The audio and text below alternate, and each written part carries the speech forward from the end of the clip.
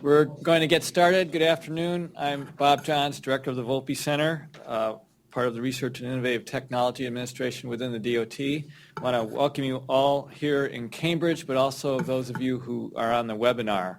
We have a lot of organizations linked in today, state, regional, and local organizations in Syracuse, New York, Connecticut, Delaware, Tennessee, Vermont, Seattle, Washington, Minnesota, California, Michigan, Texas. Plus, we have a lot of our federal colleagues, FAA, FEMA, EPA, and others within the DOT. So I want to welcome all of you. Today is the midpoint of our series on transportation system resilience, extreme weather, and climate change, and the impacts on transportation. And we've had three great speakers to kick this series off. Steve Winkleman at the Center for Clean Air Policy, Dr. Klaus Jacob at Columbia University, and Suzanne DeRoche at the Port Authority of New York and New Jersey. Each brought a perspective on these issues. And today we're going to hear from our own Gregg Fleming in the Volpe Center. He's director of Volpe's Technical Center for Environmental and Energy Systems. Gregg has over 25 years of experience here at Volpe in all aspects of transportation-related acoustics, air quality, and climate issues. He's guided the technical work of numerous multifaceted teams on projects supporting all levels of government, industry, and academia, including the International Civil Aviation Organization, the FAA, FHWA, NHTSA, National Park Service, NASA, EPA, and the National Academy of Sciences. He's been responsible for the design, development, and deployment of internationally recognized environmental analysis tools, including FAA's Aviation Environmental Design Tool, the FAA's Integrated Noise Model, FAA's System for Assessing Aviation's Global Emissions, and FHWA's Traffic Noise Model. And most recently, he's been working with industry and academia on projects related to alternative fuels, with a particular focus on approaches to achieving carbon neutral growth. The U.S. DOT's National Highway Traffic Safety Administration's Corporate Average Fuel Economy Program is also directly supported by Gregg's Technical Center here at Volpe. He co-chairs currently the International Civil Aviation Organization's Modeling and Databases Group and represents the FAA at the United Nations Framework Convention on Climate Change. So please join me in welcoming Gregg Fleming, who's going to speak on U.S. initiatives to reduce transportation-related greenhouse gas emissions. Gregg.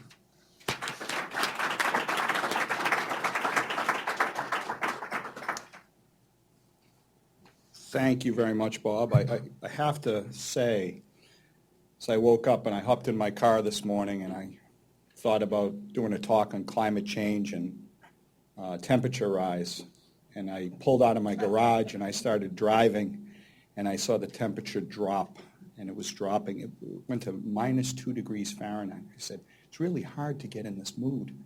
But hopefully you'll find this interesting. Most of the material, I'm going to start out with some framing material, and then I'll get into presenting some data. And virtually all the material I present today, particularly on the data side, is extremely fresh. Within the last month or two, has been vetted either on the side of CAFE, as Bob mentioned, or some on the aviation side with regards to ICAO. So some of this stuff, although publicly available, has not been fully released in form. So hopefully some fresh material for your eyes. So what I thought I'd do in terms of framing this is talk a little bit about the President's Climate Action Plan.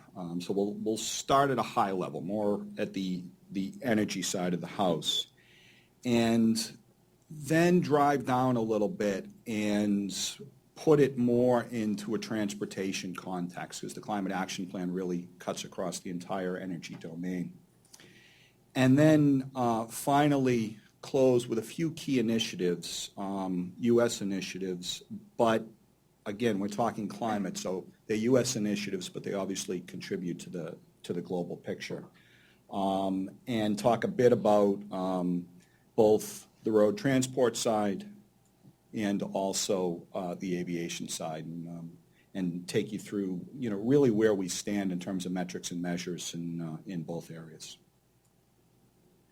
So before I do that, 30,000-foot view, just a couple of sort of presidential level, shall we say, initiatives, which I think begin to frame this issue and give you a sense for how important this is to the current administration and the nation as a whole.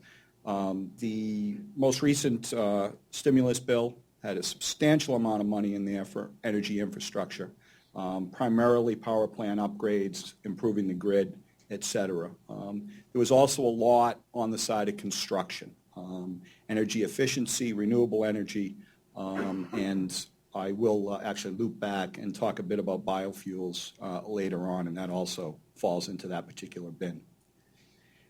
Very, very important to be able to measure progress, and I'll present a lot of measures later on in the presentation, but the White House really provided a framing for how we will measure progress, and that baseline, it sometimes morphs, but the current baseline is 2005. And we'll talk a little bit about how we measure progress against a 2005 baseline. And then the most recent State of the Union, there was a talk about market-based measures, and that's really where I'm going to close my talk. There's a lot of, those of you following the most recent ICAO Assembly, which closed in October, a lot of, shall we say, I was going to say major accomplishments. We're not there yet, but initial agreements on market-based measures, and I think the stage has been set for aviation to really pave the way with regards to a global market-based measure scheme. So what is the President's Climate Action Plan? It was released in June. There are really three main pillars associated with the action plan. The cutting of carbon pollution, cutting of CO2. That's the mitigation piece. That's where I'm going to spend most of the time today. The prior speakers in this series have really focused in on adaptation and resiliency. Very, very important. I've got a piece in the middle of the talk that really focuses on why that is so important, and particularly with regards to resident time associated with CO2. So I'll come back to that. Not to downplay that, but I thought it would be interesting just to focus in on that first piece, the cutting piece, because we haven't heard a lot about that in this series to date. And then finally, and this really loops into the first bullet, really leading the international effort, the U.S. playing a leadership role. And we'll talk about that within the context of the problem. I mean, when we're talking global climate change, the global is the underlying word there. We can't focus in on U.S. initiatives and U.S. initiatives only, because the reality is when you're dealing with a global market, for example, if you're dealing with dirty technology, let's say ships or aircraft which travel the world, the market's going to be such that if you impose regulations within a particular country, the dirty technology or equipment is going to go to another country. So we really do need global solutions in today's society. So the U.S.'s role in trying to provide international leadership, we'll talk a little bit about that too. So if you look at the primary objectives inside of the cut carbon piece of the Climate Action Plan, obviously that centerpiece, building a 21st century transportation system, will be the focus as I sort of drive down. But there's many other key points here that folks should be aware of. Deploying clean energy, back to the point on the stimulus plan, really upgrading our grid and working towards cleaner power plants. Those are some of the key highlights inside of the action plan with regards to clean energy.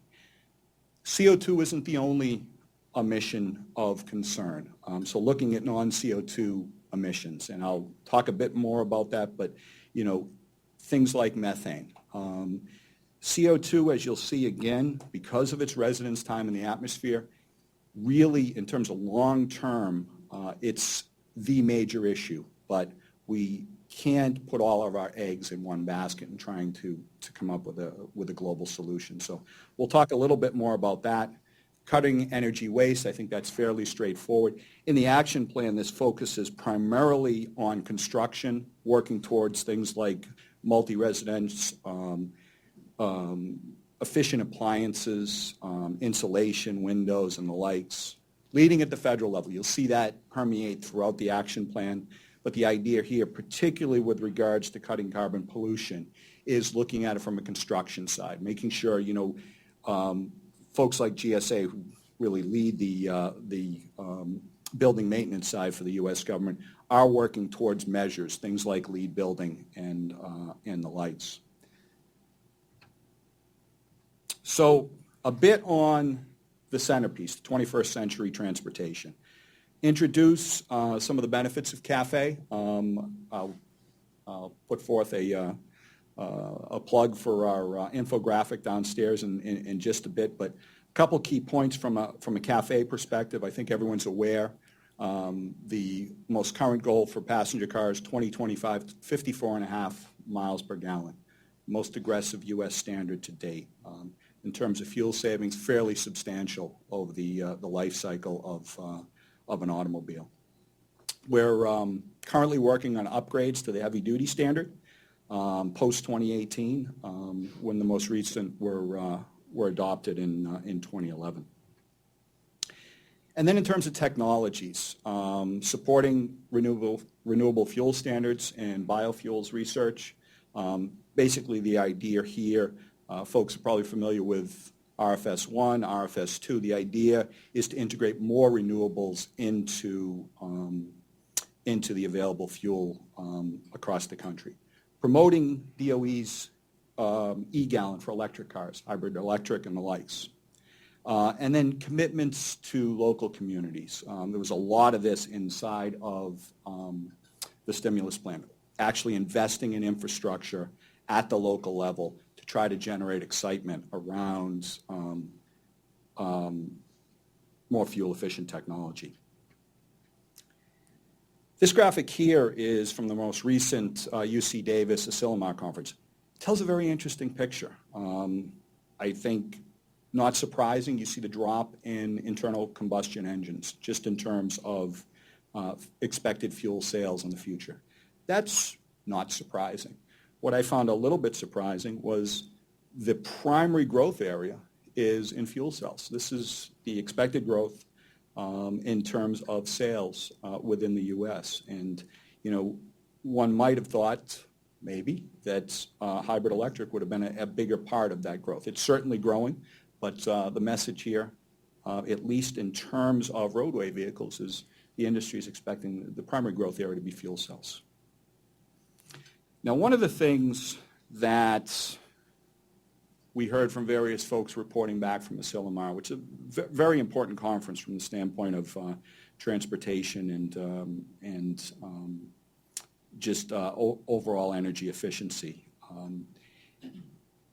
is that maybe biofuels aren't the wave of the future, and I've heard several folks say that. And this particular graphic, I always, folks familiar with me in graphics always hear me use the term money graphic. This was one of the money graphics coming out of Asilomar.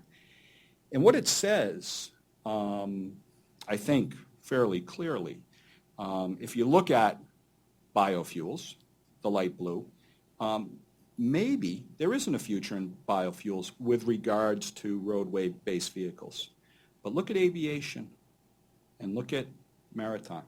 The message here in 2050, 2075 timeframe, is the vast majority of those technologies will be biofuel driven. That's the expectation.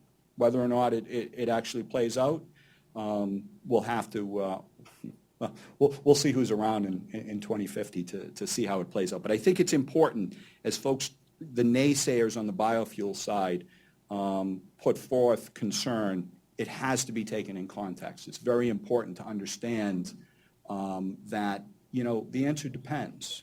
Most likely will depend on the particular transportation mode. So I made reference to this a bit, and the purpose of this slide is really to get across the point, why is CO2 the focus? Why do we spend time on CO2?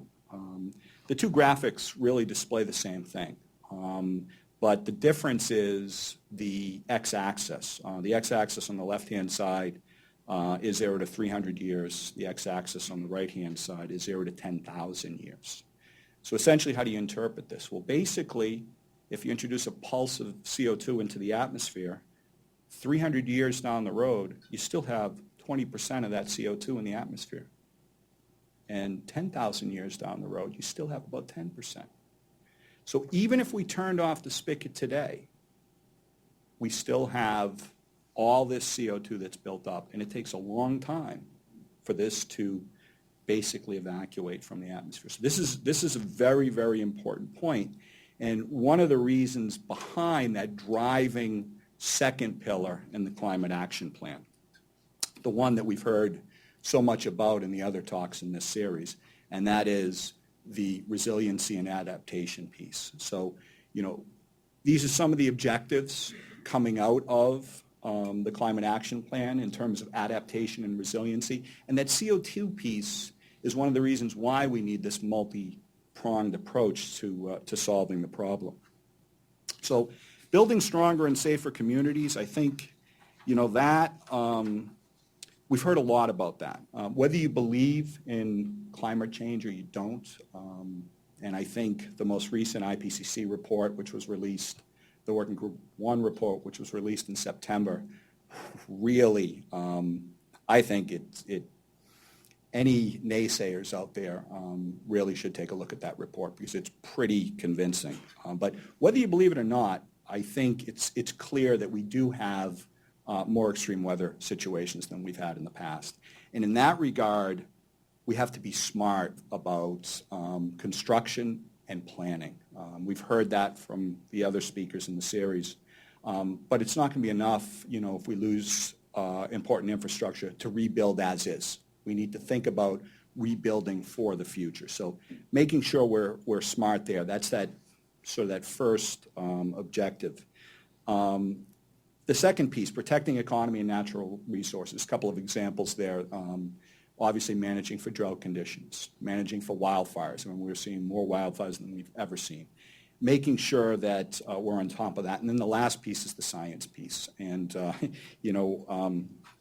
as we were going through the Climate Action Plan, pulling out sort of the key messages from it, a couple of the key messages got picked up in the Innovation Challenge last week. One was climate data and making information available. We heard about that in the context of the work on contrails. And the other is a toolkit for resilience, and we heard about that too. So, there is a lot of need here, and making sure that the data and the science is available to enforce or let's say support the decision-making process is absolutely critical. And I'll loop back to that theme in just a bit as we talk about some of the metrics and measurements for doing this. So obviously I've emphasized the global point. Typically I'm not a big fan of tables, but I thought this was a pretty compelling story. If you give me a second to step through it, I think this is total energy, by the way, and total energy by global region, and the percent growth graphic is from 2010 to 2040, and not so much of a surprise. Europe and the U.S. are fairly flat from 2010 to 2040. The last column is, I think, the most interesting. So percentage of total growth. So if you look at the growth from a global perspective, where is it all occurring? Now, I don't think it's a surprise that it's Asia Pacific. Everyone knows that. But the figure I find absolutely astounding. This came out of Asilomar too, so this is fairly recent data. 62% of the growth from 2010 to 2040 is expected to occur in Asia Pacific. We see that in a lot of the forecasts, but in terms of trying to work and solve the problem, there's a big asterisk right there, big asterisk. So again, we can't solve this as the U.S. We need to solve this as a global economy. So very, very important. And the U.S. is really more and more starting to step up and take a leadership role in these international negotiations. So let's put transportation in context. So let's dive down a little bit beyond the energy picture and talk about transportation and where that fits in before we get into some of the more tangible examples. So this is also from the most recent IPCC report. And this is energy by sector. And what I wanted to do was a couple points I wanted to make here. First of all, give you a sense for where transportation fits into the big scheme of things. The left-hand side is, and I don't get too hung up on the numbers here. The message is order of magnitude. So the left-hand side is temperature impact, okay? Positive value is obviously an increase in temperature. That's not such a good thing from a climate perspective. And negative value is a decrease in temperature. So here we're looking over a 20-year time frame, and here a 100-year time frame. Everything goes from sort of a Crayola box pretty much to reds over here. That's the CO2 effect. Red is CO2. So if you look over a longer period of time, the staying power is with CO2. So that's one major message. The other one is if you look at the transport industry, shipping, non-road, road, and aviation, it's a fairly solid number 3 across all sectors, just south of industry in terms of contributing sector. So as transportation professionals in the room, on the phone, on the webinar, working towards solutions in transportation, we are working towards a big chunk of the problem. That's the number 2 message. Dive down a little bit more and look at the transportation piece as a whole. This gives you a sense on the left-hand side for roadway contribution in terms, this is actually fuel sale figures, but this distribution hasn't changed much. We looked at it most recently for ICAO, always trying to put the different modes in context, and this occasionally you'll see a fluctuation of 1 or 2%, but basically it's 75% roadway, 13% aviation, and that last piece is primarily maritime, but you do have a small non-road piece in there. So that's very CO2 centric. But one of the messages I wanted to get across is the slide on the right, okay? And that is don't focus entirely on CO2. We have other issues. And, one of the points that I find particularly interesting on the graphic on the right is look at PM. And particulate matter, if you look in terms of health impacts, research has shown PM is probably the major contributor from a health impact standpoint across all of the transportation pollutants. And this tells a very different picture. Maritime is somewhere around 10 to 12%, but look at the PM contribution for maritime versus roadway traffic. We tend to use a very dirty fuel, and that's why PM is so high for maritime. So I'm not picking on maritime, I'm not picking on PM. The point here is the problem is not just CO2. We need to look at a number of pollutants. Don't focus entirely on CO2.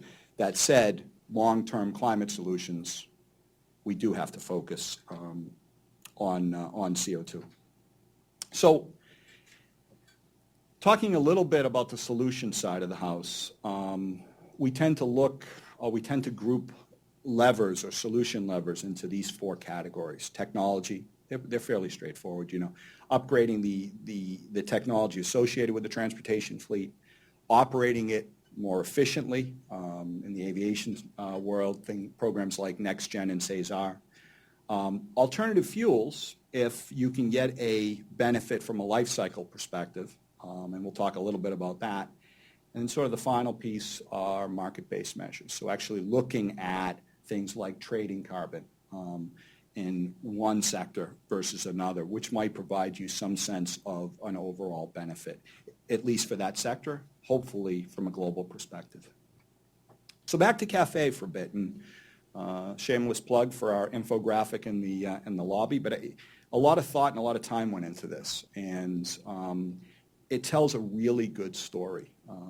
This is just a couple of excerpts from the infographic, but starting on the left, in essence, that gray line is, industry never likes this term, but I think it's pretty straightforward. It's almost a business as usual case. So if we did not introduce any CAFE standards in the early 70s, this is essentially what the growth would have looked like.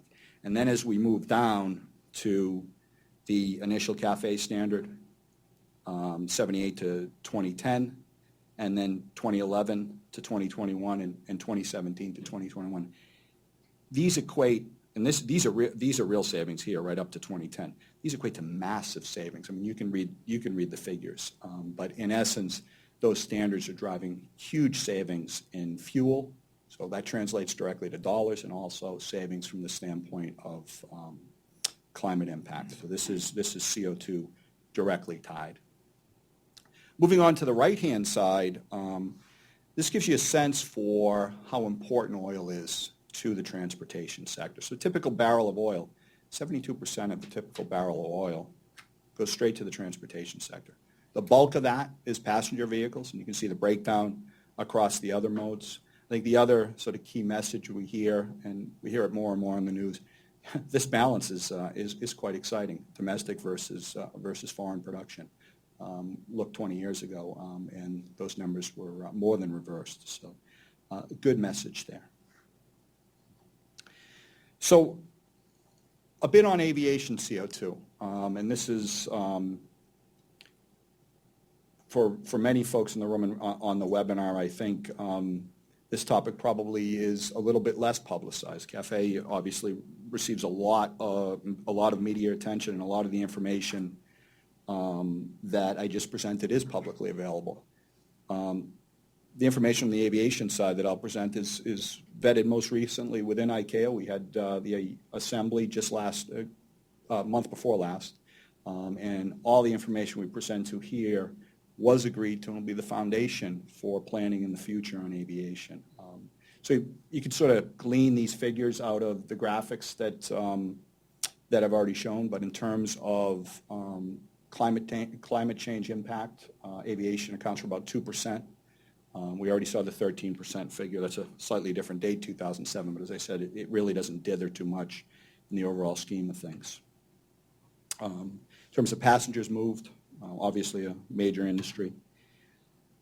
About 60% international versus 40% domestic. That's important when you start getting into market-based measures, particularly since ICAO will govern international aviation only. In terms of growth, just south of about 5% per annum, but the distribution's quite different. In the U.S. and Europe, depending on the forecast, somewhere around 2% per annum, whereas in the Middle East and Asia Pacific, we're up in the 8 to 9% per annum. So again, from a global perspective, we have to keep that in mind. So in terms of measurement, ICAO recently agreed to a CO2 metric for certification. So very much like you see mile per gallon standards for automobiles, there will be a CO2 measure associated with individual aircraft engine combinations in the very near future. The metric's been agreed to, and we're working through the cost-benefit analysis as we speak. In terms of quantification, this begins to provide you with a sense for how the different levers contribute to solving the overall problem. So what we have in the dark blue is basically a business as usual case, just general fleet turnover.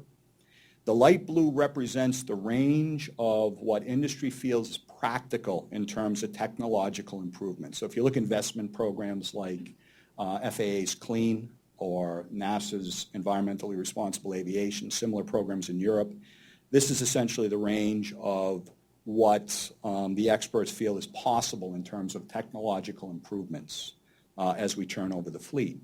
And then the orange really represents the operational improvements, so programs like Next Gen SAESAR. So fairly substantial in terms of technology and operations. And one might ask, well, what's this line here, this 2% fuel efficiency aspirational goal? Well, that was something that was set before we actually did this quantification.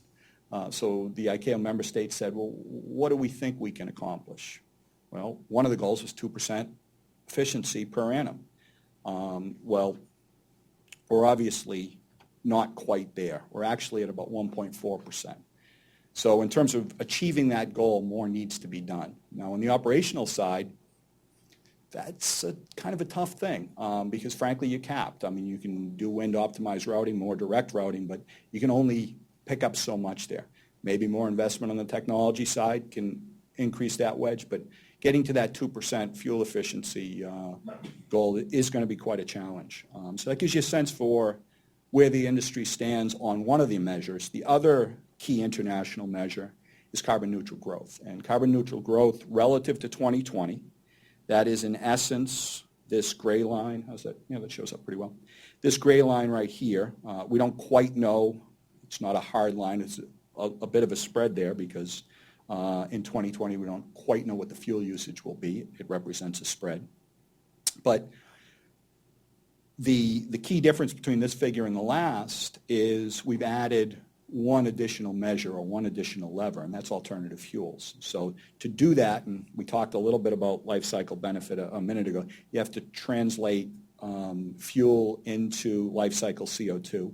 And it's very straightforward fuel to CO2 translation. The life cycle piece is the challenging part, and there's a lot of research going on in that area, but we use the best available research at the time.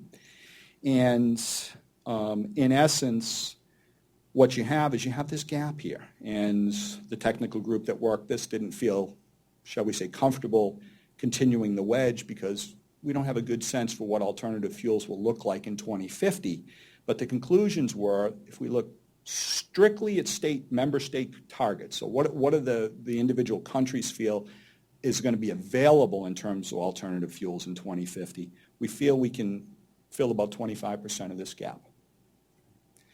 That still leaves a pretty large gap in terms of fuel needs.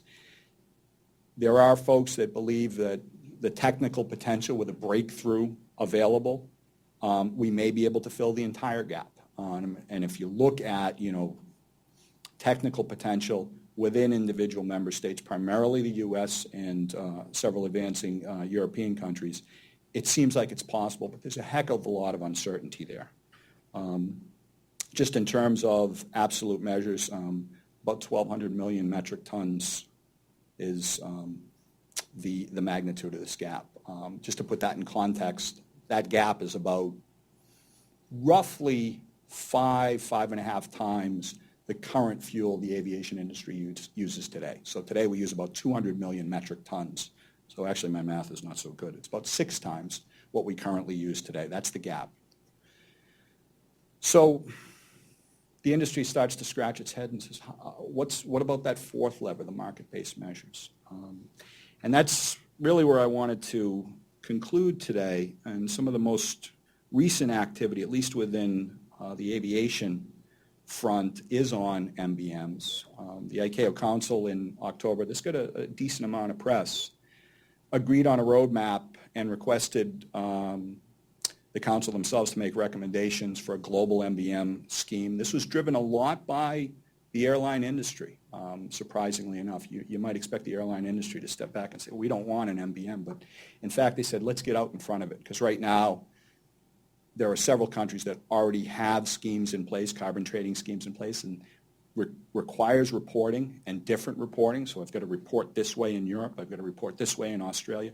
The uncertainty is not a good thing for the industry. So the industry came forward in the spring and said, we would like a global scheme. And that really broke a lot of the gridlock and really led up to this ICAO Assembly decision for a roadmap. And we haven't accomplished anything yet other than everybody nodding their heads. So that's, I shouldn't say haven't accomplished anything. That's a big accomplishment to have everybody nodding their heads saying we need this.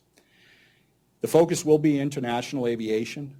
How we define that still needs to be worked through. But ultimately, the expectation is there will be a hard decision at the 39th Assembly for implementation in the 2020 timeframe. That's not going to solve our entire gap for the 2020 goal, but it's going to get us a long way in that direction. So there's a number of technical pieces that ICAO needs to work through. How will this entire program be managed in terms of a reporting and monitoring scheme? What industries are appropriate for the aviation industry to trade with? That still needs to be defined. And then, the last piece is, how do we define international? How do we attribute fuel to a particular country?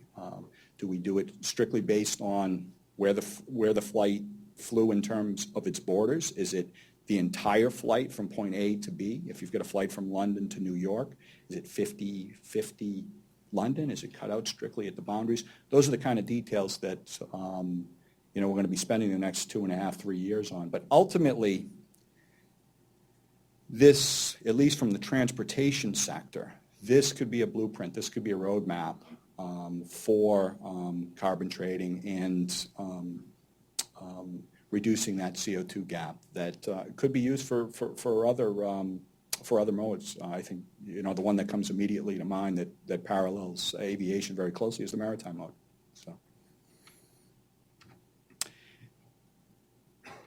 So just sort of restating what I've already said, the Climate Action Plan really provides a three-prong roadmap to help address the problem. And it's broad across the energy sector, but obviously has touch points in transportation, given how important transportation is to the overall problem and picture.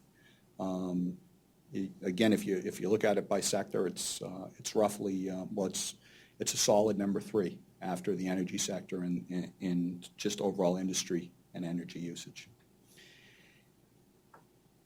And I highlighted 2 major transportation initiatives just in terms of the 2 major transport paths, roadway vehicles and aviation.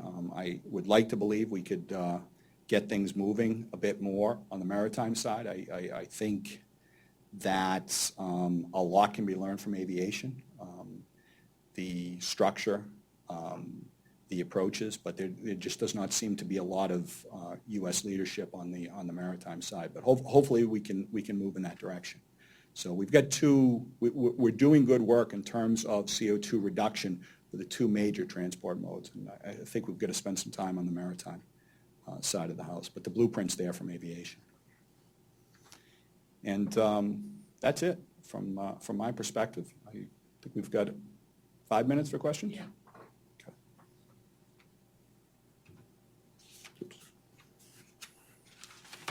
Questions? Viva. Could you talk a little bit about the Volpe role in the initiative? Sure. I didn't want to focus too much on the Volpe role, but since you asked the question, Aviva, so in terms of CAFE, I think many folks are aware, we build the tool that drives the cost-benefit analysis that supports the NHTSA decisions on the CAFE standards. Those, and then on the aviation side, those particular graphics that I showed, those are the official ICAO graphics for measuring progress towards carbon neutral growth and the fuel efficiency value of 2%. But those numbers there are derived from the Aviation Environmental Design Tool, which Volpe leads the development on behalf of the FAA. So I think in terms of the modeling side of the CAFE program and aviation CO2, we're supporting NHTSA and FAA in a very strong position. And just in defense of my maritime brethren, you will remember that 2 or 3 years ago the IMO passed new standards for fuel emissions and use of heavy diesel within a certain distance of the coast. So not the kind of U.S. leadership, perhaps, as in ICAO. Just a step in the right direction. Would like to see, I think we need a little more leadership in IMO, but we'll get there. Have any life cycle assessments been done to see what parts of transportation have been causing the big impacts, like if it's the extraction of materials or the manufacturing or disposal? So that's a great question. And when we met most recently within ICAO, typically, there's a structure within ICAO, and that's driven by need. And one of the recognized needs was life cycle analysis. And at the most recent meeting in September, we actually set up a task force to work the life cycle issue. Those particular life cycle numbers I put up for aviation were primarily driven by one MIT study. Best available at the time, but obviously a very controversial area and an area that we need to spend more research time on. It's a really tough question. The more I study climate change, the more terrified I become of the catastrophes that we're actually accelerating towards. And then I hear this and I think, if we have a couple of 100 years, I could be really encouraged. But we don't, and I guess my question is, do you understand what I'm talking about? Oh, yes. I didn't spend too much time on it, but and in fact, I think in terms of key messages, I told you to ignore it, but this is temperature impact down here on the x-axis. So these temperature increases would translate into fairly substantial sea level rise. So I'm with you in the bin of terrified. We really need to act now. Are all members of ICAO as enthusiastic about biofuels in terms of their implications for food, cost, and life cycle emissions, as it appears we perhaps are in the United States? Or is the amount of R&D effort going on in the United States on biofuels going up or down? So two questions.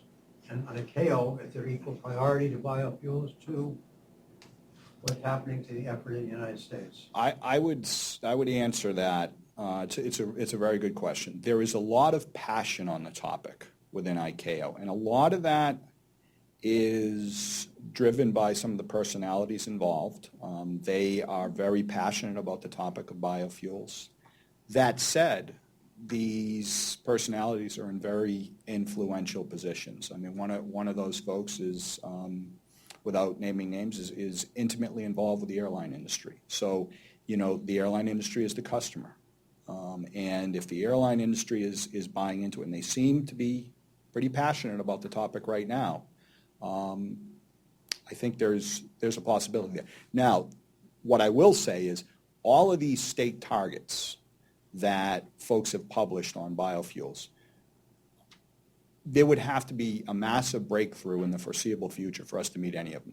Just about everyone, even the most passionate folks on the topic of aviation biofuels, have said we aren't going to meet any of these targets. And those targets, remember, are what would close about 25% of the gap, not the 100%. So in terms of the rise, we're in the very shallow part of this. I mean, we're 2 orders of magnitude below the 2018 targets right now in terms of usage. So there's a lot of enthusiasm, a lot of excitement, but there's a long way to go on the topic. In regard to food, there's passion on each side, I'm sure. Oh, yes. Oh, yes. The webinar. Will the government push ahead with natural gas for heavy trucks? And if so, how will they do it? That's a good question. The expectation, and if you go back to the graphic I showed in terms of the different technologies across the range of transport modes, the solution palette is really diversification in the near term, particularly on the roadway side. By the time you get to 2050 on aviation and maritime, it was almost all biofuels. The message that I read from the industry perspective on the roadway side is diversification. So I think that's a more complicated way of saying yes, it's part of the solution palette on the roadway side. You've talked about both technological and also fuel pathways to less greenhouse gas emissions from the transportation sector. The third aspect to think about is transportation demand, and I'm wondering what DOT and Volpe is doing in terms of looking at how future transportation demand is going to change, how we can affect that in terms of land use planning and other methods. That is an absolutely superb question and point, and when I put together these slides, I thought about including that in these graphics. What this represents here, that business as usual line, that dark blue line, is an industry consensus demand line. So basically, all the major players, and I'll talk about aviation just because the graphic is most relevant to your question, but that represents what the leaders in the government and industry on the aviation side feel is most likely. When they do that, they also provide a low demand and a high demand forecast. And to your point, the uncertainty in the forecast, low to consensus to high, is larger than the sliver associated with technology, larger than the sliver associated with operations combined. It's actually about the same order of magnitude as technology and operations combined. So demand forecasting is a very important factor here, and there is a lot of uncertainty around the long-term forecast. And all that said, and I won't pick on economists or forecasters, a few in the room, all that said, the long-term demand forecast hasn't changed that much over the last decade. The long term, there's been plenty of blips, but you've seen a slide left and right of somewhere between 3 and 6 years, depending on the forecast over the last few years. So the expectation is, yeah, the high and low sort of cover the range, but we're probably going to be pretty close to that central forecast. But to the other piece of your question, I think, with the amount of resources the U.S. is spending on quantification, there's probably not an equal balance on demand forecasting. We could probably make some improvements in that regard. What can we expect from China in terms of efforts to reduce GHG in the next 30 years? That's a great question. I'm not even sure how I would answer that, other than to say there are a number of U.S. initiatives to both coming out of Department of State as well as OST to try to improve the liaisoning with China on this very topic.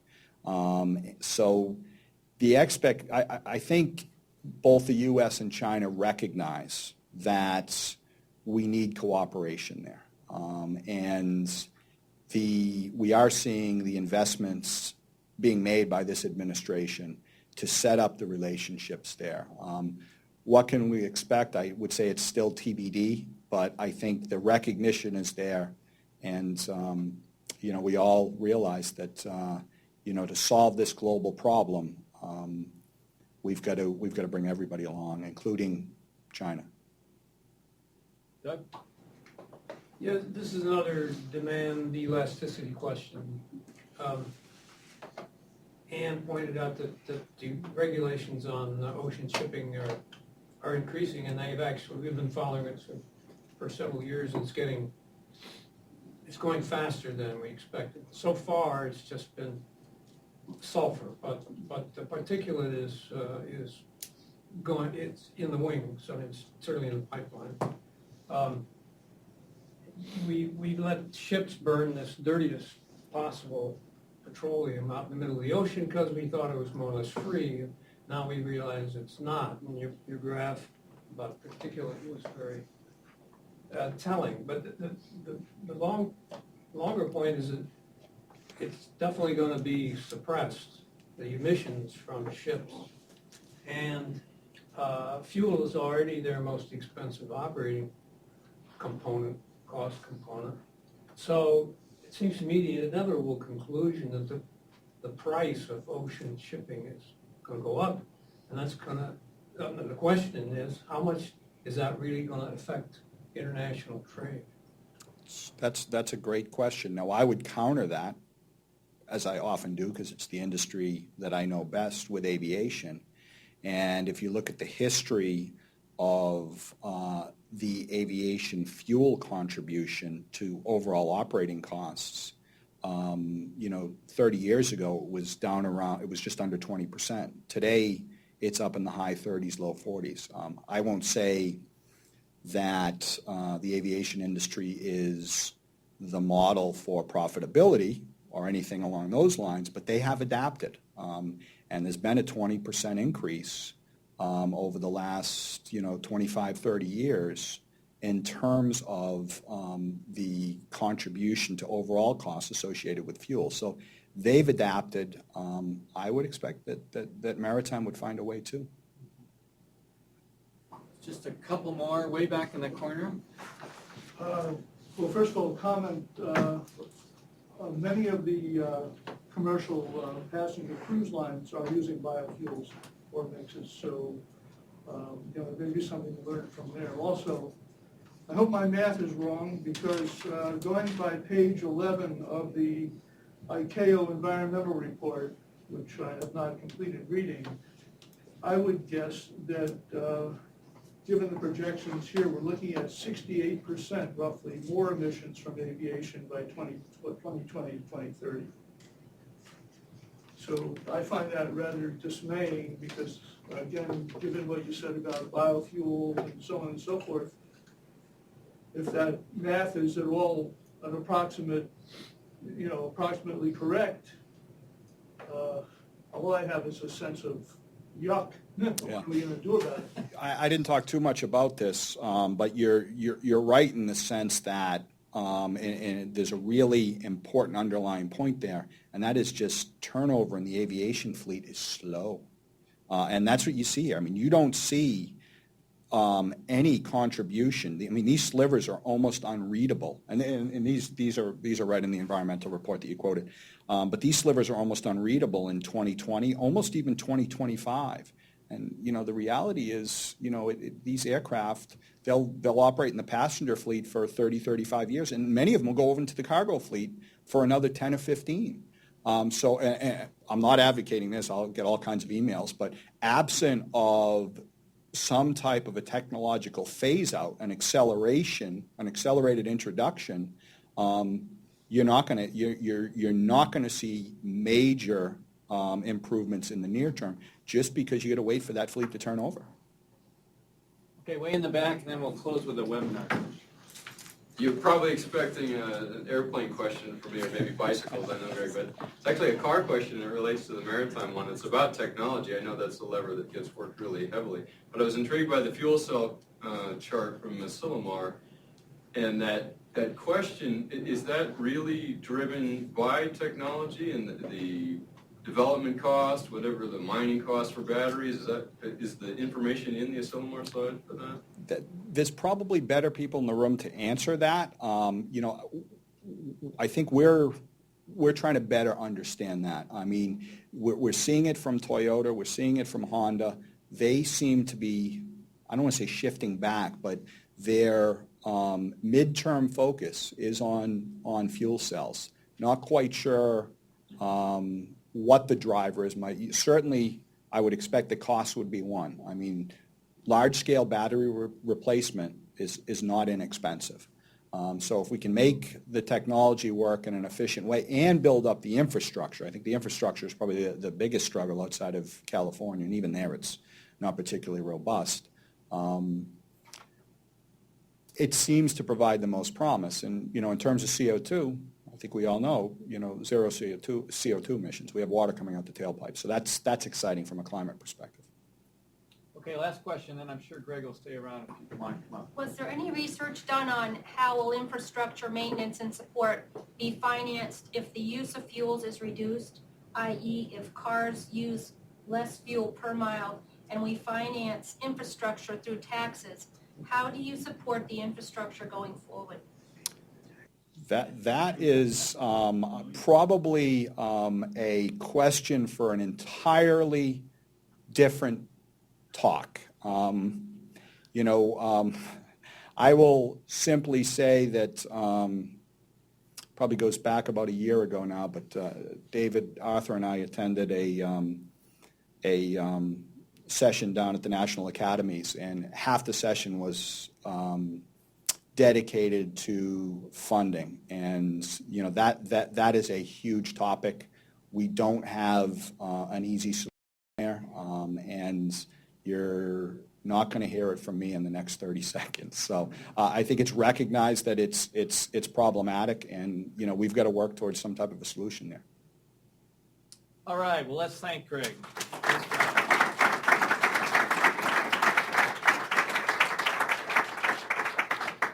And like I said, we're midway through our series on transportation resilience and climate change. Our next speaker is on February 15th, where Dr. Carrie Emanuel, who's the Cecil and Ida Green Professor of Atmospheric Science at MIT, will speak on extreme weather and climate. He's the author of What We Know About Climate Change, published recently by the MIT Press. So I hope you can join us then, and I wish you all an enjoyable holiday season. Let's thank Gregg again.